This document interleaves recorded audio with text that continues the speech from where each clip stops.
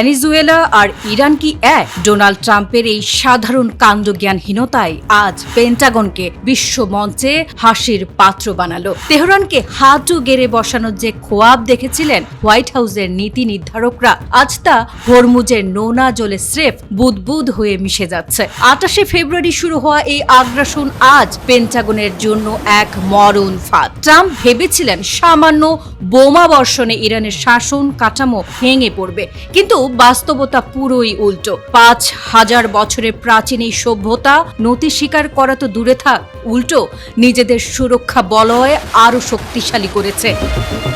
White হাউসের অন্দরে আজ হাহাকার, কারণ $20,000 ইরানি ড্রোন আজ $40 লাখ মার্কিন ইন্টারসেপ্টরকে নিয়ে খেলছে।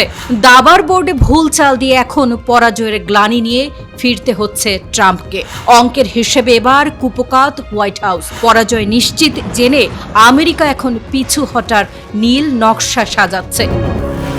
ফলে হরমুজ প্রণালীর একক নিয়ন্ত্রণ এখন কেবলই তেহরানের মুঠোয়। ট্রাম্পের তথাকথিত প্রজেক্ট ফ্রিডম এখন ইতিহাসের এক ব্যর্থ অধ্যায় ছাড়া আর কিছুই নয়। ইরান প্রমাণ করেছে অস্ত্রের ভাষায় তাদের দমন করা অসম্ভব। সাগরের প্রতিটি ঢেউ আজ সাক্ষ্য দিচ্ছে মার্কিন আধিপত্যের সূর্য আজ মধ্যপ্রাচ্যে অস্তমিত হতে চলেছে। এই লজ্জাজনক পরাজয় কি তবে আমেরিকার বিশ্ব নেতৃত্বের সমাপ্তি?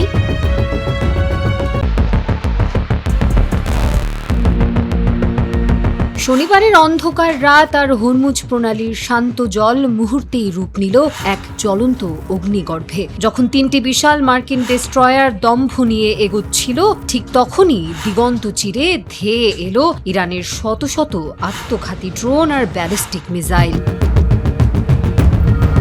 পেন্টাগনের কথিত অজেয় জাহাজগুলো আজ ওমান সাগরের দিকে মুখ লুকিয়ে পালাচ্ছে। তাসনিম নিউজ এজেন্সির তথ্য অনুযায়ী USS ম্যাসন, ট্যাক্সটন এবং রাফায়েল পেরাল্টা নামের 3টি বিশালাকার মার্কিন যুদ্ধ জাহাজ আজ ইরানের অব্যর্থ নিশানায়। ঝাঁকে ঝাঁকে আত্মঘাতী ড্রোন আর বিধ্বংসী ব্যালিস্টিক মিসাইলের আঘাতে পঙ্গু হয়ে পড়েছে মার্কিন এই রণতরীগুলো। মার্কিন সেন্ট্রাল কমান্ড পাল্টা হামলার দাবি করলেও বাস্তব চিত্র বলছে ভিন্ন কথা।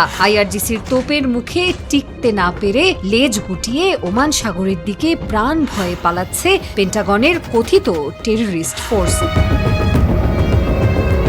ইরান আজ আর কোনো হুমকির অপেক্ষায় নেই। যুদ্ধবিরতি লঙ্ঘনের মোক্ষম জবাব দিতে তারা ব্যবহার করেছে উচ্চ বিস্ফোরক ক্ষমতা সম্পন্ন অ্যান্টিশিপ ক্রুজ মিসাইল। যেখানে একসময় মার্কিন জাহাজগুলো দাপিয়ে বেড়াতো, সেখানে এখন ওত পেতে আছে ইরানের ছোট ছোট নৌবহর। CBS নিউজের তথ্য মতে ইরানের বন্দরে মার্কিন হামলা চললেও হরমুজের এই লড়াইয়ে আমেরিকা এখন আক্ষরিক অর্থেই কোণঠাসা। দাবার এই বোর্ডে কিস্তিমাত এখন তেহরানের হাতেই। ট্রাম্পের এই শোচনীয় পরাজয় হয়তো কাঁপিয়ে দেবে হোয়াইট হাউসকে।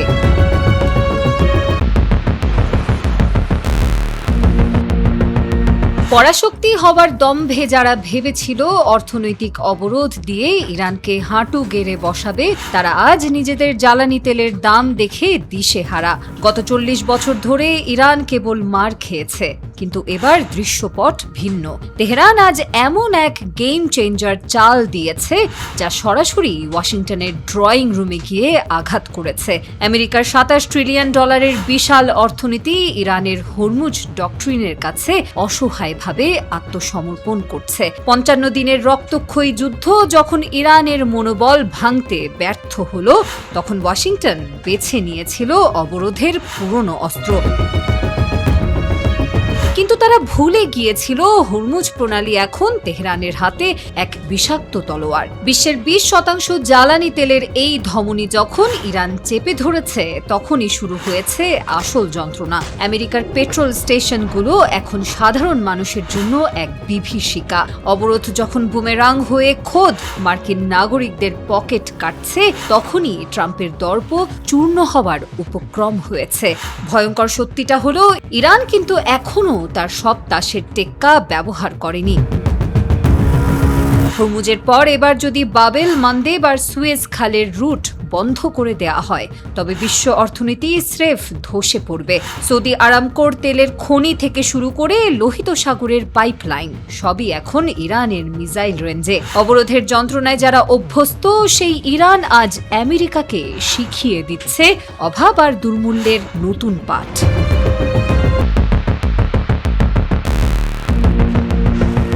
সাগর পথের দাদাগিরি আর আন্তর্জাতিক আইনের দোহাই সব আজ হরমুজের নোনা জলে বিসর্জন দিল ইরান। তেহরানের নতুন ফরমান পরিষ্কার, হয় ইরানকে টোল দিয়ে মাথা নত করে বাণিজ্য করো, না হলে বিকল্প পথের সন্ধানে থাকা প্রতিটি তেলের ট্যাঙ্কারকে সাগরের মাঝখানেই নরক দর্শন করাবে আইআরজিসি।